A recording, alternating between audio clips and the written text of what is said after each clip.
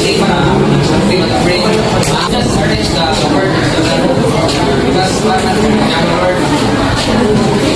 Karon mo niya atong jumble word ang ko. Kinsa makatubag sa custom word sa nila. Kaya tigaan mo word sa other one. ako eh.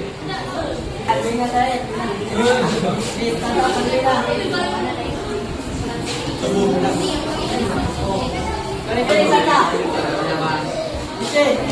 Online magazine. Ako. Just like that.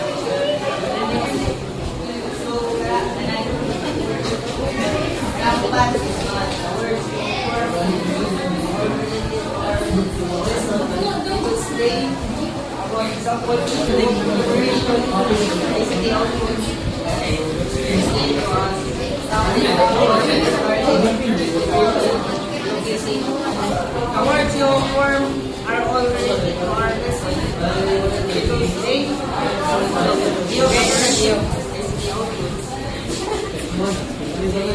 as to our topic about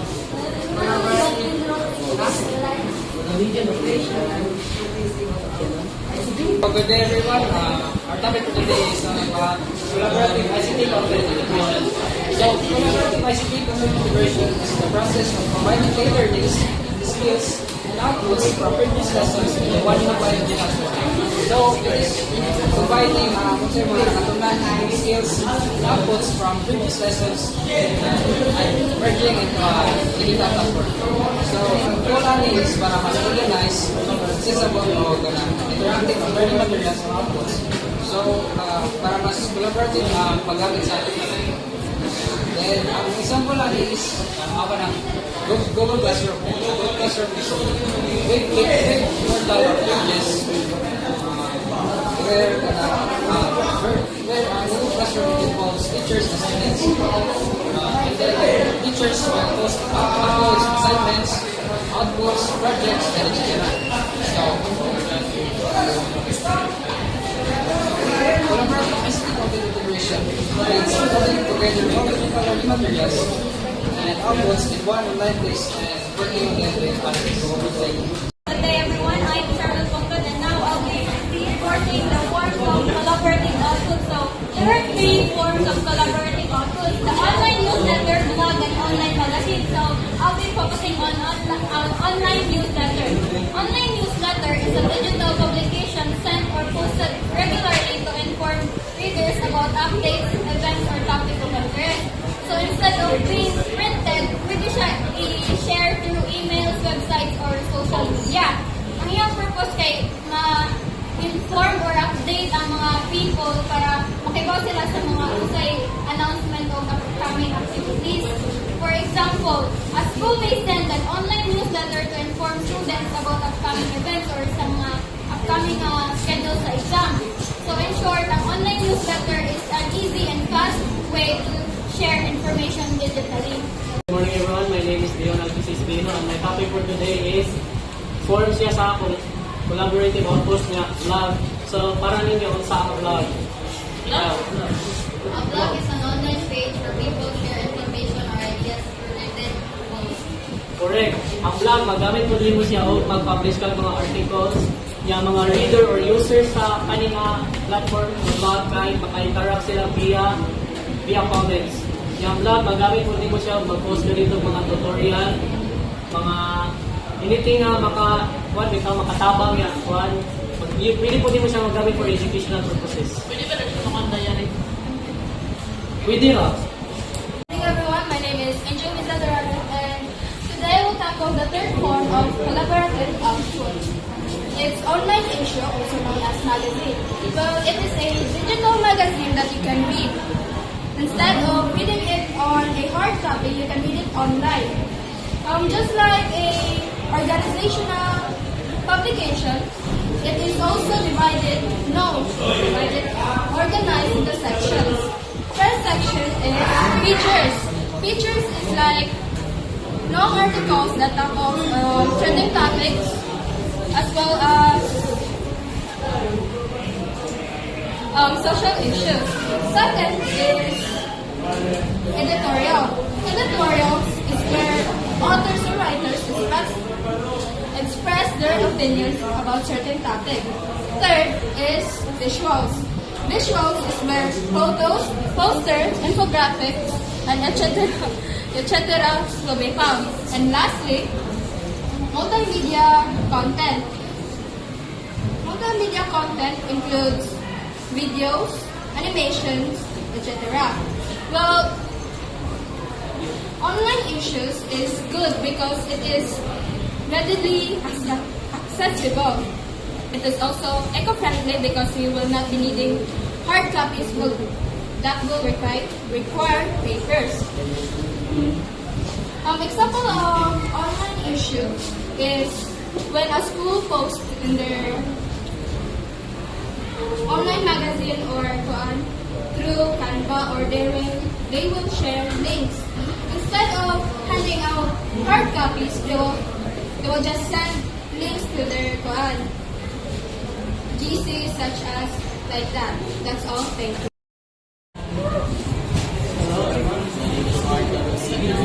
Today I'll be talking to you about evaluating the value and appropriateness of ICT content. Evaluating ICT content refers to judging whether or not said content is appropriate or on theme for the study audience. An example of this would be a school blog talking about a specific event that occurred in the day. Evaluating or judging this content whether or not it is appropriate or is on theme is deciding whether or not matches said theme of said event. For example, today was World Kingdom. Blog is to reference some activities or the details in regards to said event, judging whether or not it's appropriate for the public or for the school in general. In essence, evaluating the context as it implies judging whether or not it's appropriate for its content and for the study audience. Good morning, everyone. My name is Martin Anderson, and I'm going to talk about the share and showcasing ICT content collaboratively. Sharing and showcasing ICT content collaboratively means working together as a group to create and share ICT content using ICT tools like computers, smartphones, apps, internet, and software. It also refers to publishing digital content on a shared online sample.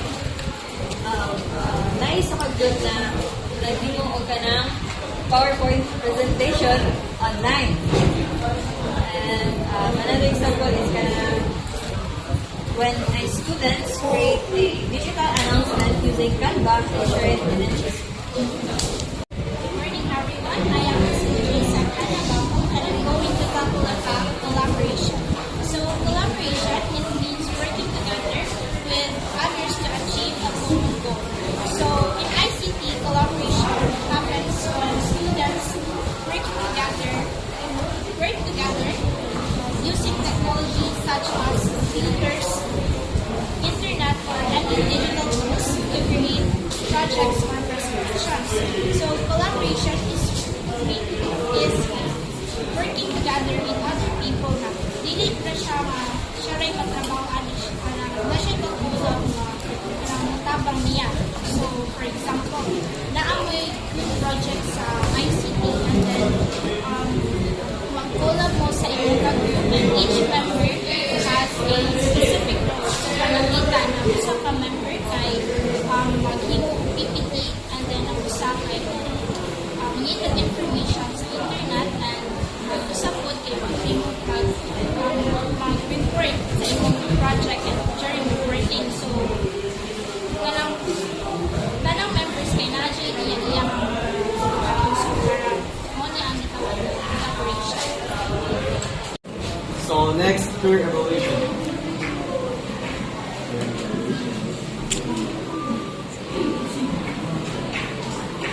Before we discuss this peer evaluation, let me introduce myself. I am Benjamin Martelay.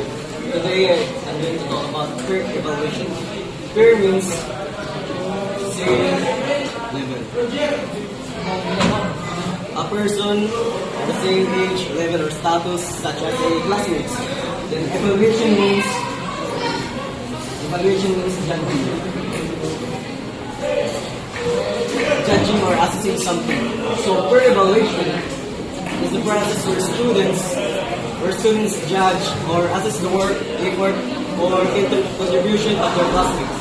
So, what is the purpose of peer evaluation? The purpose of peer evaluation is to encourage fairness in group work, to help students become more responsible and honest, to improve critical thinking and communication skills, and to allow students to reflect on their own performance and performance of others.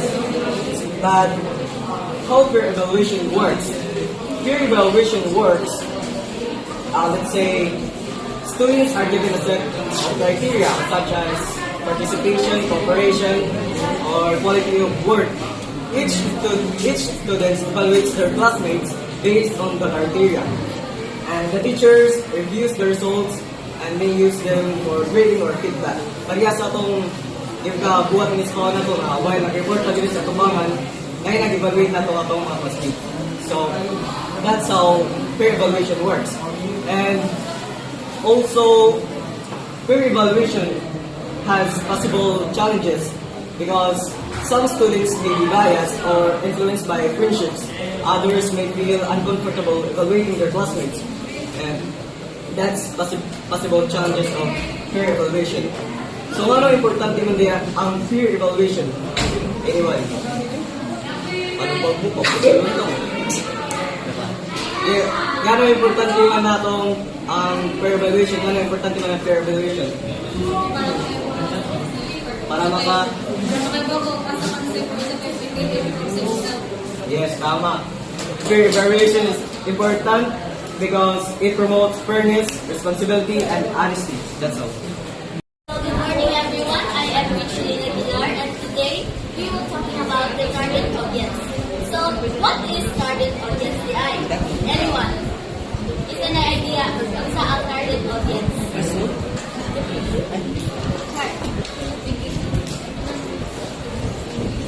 Isa ka kaya? Sige. Target audience is a specific group of people or it is a specific group of people that ICT content is intended for. So, like for example, mag-upload mo educational videos or mag-post mo o educational information. Unsa day ang unsa day ang inyong target audience na?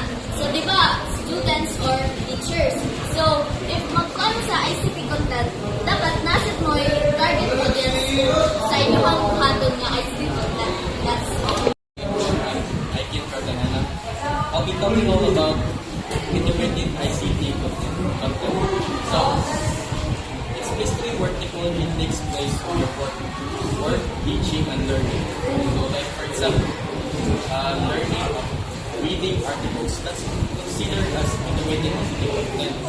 Like in other fields like science, simulating physics or calculating data, that's also considered as ICT, integrated ICT content. And in other fields, art, Canva and designing are also considered ICT, integrated ICT content. So basically, as long as it connects to technology, that's what counts as ICT content. Hey everyone, I am Mrs. Kate. I am Melanie Budalo.